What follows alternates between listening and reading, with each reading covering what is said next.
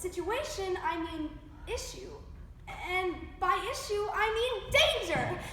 Yes, danger. Once long ago in 1878, there was a man, and this man had an idea. The idea to invent the light bulb.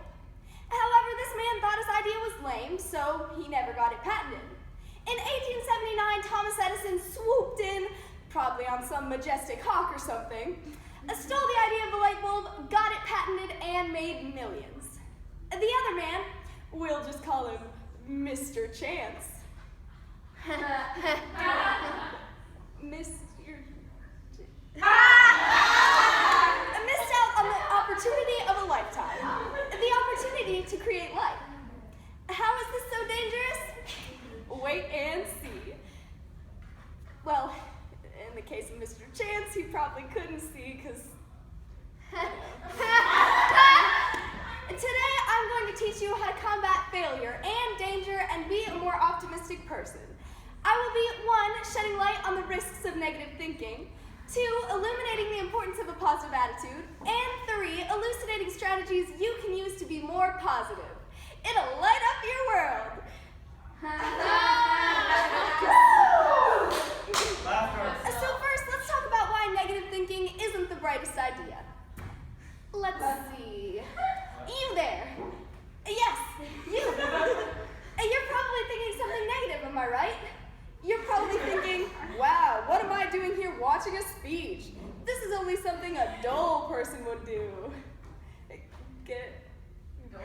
Well, you would be wrong, because pencils are the only things that can become dull. And if you think you're a pencil, you might try to sharpen yourself or something. I had a cousin who dressed up as a pencil for Halloween and fell into a giant industrial pencil sharpener. Why industrial pencils were being made is still a mystery. Moving on, a study by Abigail Hazlitt shows that pessimists tend to strive for safety and security. But where's the fun in that? Pessimists probably go the speed limit and turn their homework in on time and wait 20 minutes before swimming and after eating, due to fear of what happens if they don't. Nerds.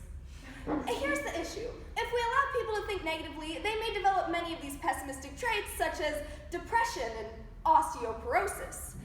Also, if we teach our children to think this way, they may suffocate and die in the process of wrapping themselves in bubble wrap in an attempt to avoid their problems. Also, pessimism destroys self-confidence. Howard Zinn once wrote, "Pessimism becomes a self-fulfilling prophecy. It reproduces by crippling our willingness to act. For instance, if someone sets you on fire and you hate yourself, you may forget to put out the fire." Trust me, I knew a guy. Moving on, let's talk about the importance of a positive attitude. It's lit. A study by Kate Riley shows that optimists tend to pursue unfeasible goals. But it's not unreasonable to want to grow up and be a Native American, am I right?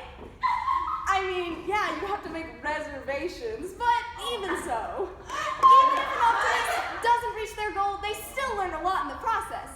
Like the fact that both Native Americans and Caucasian Americans don't like being followed home at night, even if it's for observational purposes. Optimists also tend to be more resourceful. If you give an optimist a blowtorch instead of a watering can, they'll still take great care of their flowers. How to take care of flowers with a blowtorch is a Native American secret. Also, being positive makes you feel more confident. Want to hear a joke? No. Your future? How many optimists does it take to screw in a light bulb? Enough to make the eyes. Hi, I'm Kristin.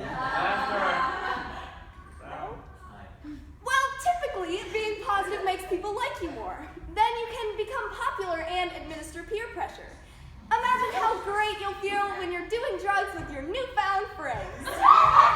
Native American warrior and orator Crowfoot once said, "What is life? It is the flash of the firefly in the summertime. It is the breath of the buffalo in the winter. It is the tiny shadow running across the grass and into the sunset." I have no idea what that means, but it sounds pretty positive. Lastly, let's talk about ways you can be more positive.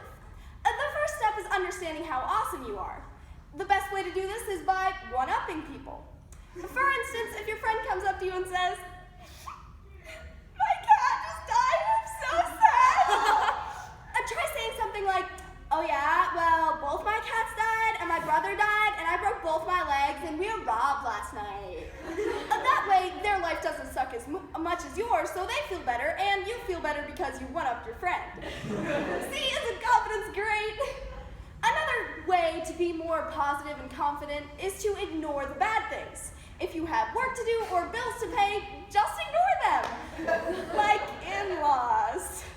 Ancient Chinese philosopher and fortune cookie manufacturer Confucius once said, "Real knowledge is to know the extent of one's ignorance." And by ignorance, he means one's ability to ignore the bad things.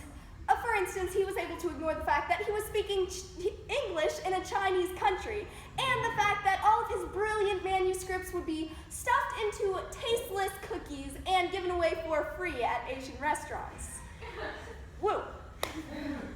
See what I did there? I referenced both Native Americans and the ancient Chinese. Ching. In conclusion, let's get back to Mr. Chance, who never did invent the light bulb. Tragically, one night while stumbling around, he tripped and fell into his fireplace. Ironically, the only source of light in his home, and died a very early death.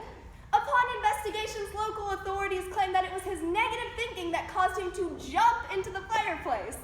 Now he'll never be able to defend his anti-suicidal tendencies, and furthermore, he'll never be able to pay back the debt he incurred from stalking Edison. Poor guy. This just goes to show you the dangers of negative thinking. But luckily for you, you now have the tools and skills to be more positive, and we've accomplished this goal together. As famed writer, lecturer, and object of cruel jokes Helen Keller once said, "It is better to walk with a friend in the dark than alone in the